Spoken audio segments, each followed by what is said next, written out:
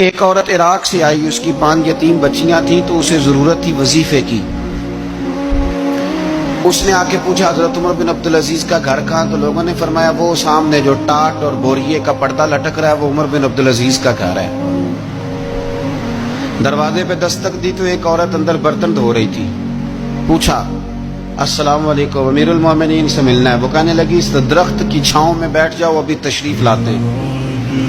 تھوڑی دیر گزری تو حضرت عمر بن عبدالعزیز آئے تو کنویں سے پانی نکال کے نا، سین میں کنواں تھا تو جو جگہ میں مٹی اڑ رہی تھی نا، گرد اڑ رہی تھی، ہوتا ہے نا عصر کے بعد لوگ پانی پھینکتے ہیں، وہاں پانی پھینکنے لگے، چھڑکاؤ کرنے لگے۔ تو تھوڑی تھوڑی باتیں وہ خاتون آپ سے کرنے لگی تو وہ جو عورت آئی تھی نا وہ کہنے لگی تم غلام سے باتیں کر رہی ہو، تمہیں پردہ کرنا چاہیے۔ کہنے لگی یہ غلام نہیں، یہ میرے شوہر ہے اور یہ امیر المومنین عمر بن عبدالعزیز ہے۔ کہنے لگی یہ عمر بن عبدالعزیز ہے؟ کہا ہاں یہ عمر بن عبدالعزیز ہے۔ تو وہ خاتون حاضر ہوئی، کھجوریں اس کو دی گئی کھانے کے لیے۔ اس نے کہا حضور میری 5 یتیم بیٹیاں ہیں، مجھے وظیفہ چاہیے۔ جناب عمر بن عبدالعزیز نے ایک بیٹی کا نام پوچھا، ولدیت پوچھی، وظیفہ لکھا۔ عورت کہنے لگی اللہ تیرا شکر ہے میری بچی کا وظیفہ لگ گیا۔ دوسری کا نام پوچھا، ولدیت پوچھی، عمر پوچھی، وظیفہ لگایا۔ اللہ تیرا شکر ہے میری یتیم بچی کا وظیفہ۔ 4 بچیوں کے وظیفے عمر لکھتے رہے، خاتون اللہ کی حمد کرتی رہی۔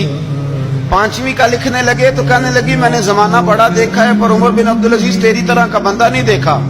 آپ فرمانے لگے اب میں 5ویں کا وظیفہ نہیں لکھتا، 4 کا وظیفہ جا کے گورنر سے منظور کرا لے اور 4 کو کہنا تھوڑا تھوڑا 5ویں کو بھی دے دے۔ حضور کیوں نہیں لکھتے؟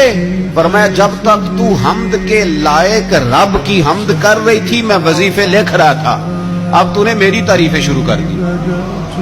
اپنی تعریف پر کیسے وظیفہ لکھوں؟ وہ تو حمد کے لائق ہے، اس کی حمد ہونی چاہیے، لیکن میں اپنی تعریف پر، اپنی خوشامد پر میں نہیں لکھتا۔ جا اللہ تعالیٰ تیری لیے بہتری کرے۔ وہ خاتون کہتی ہے میں وہاں سے آئی، مجھے مہینوں لگ گئے، سفر لمبا تھا۔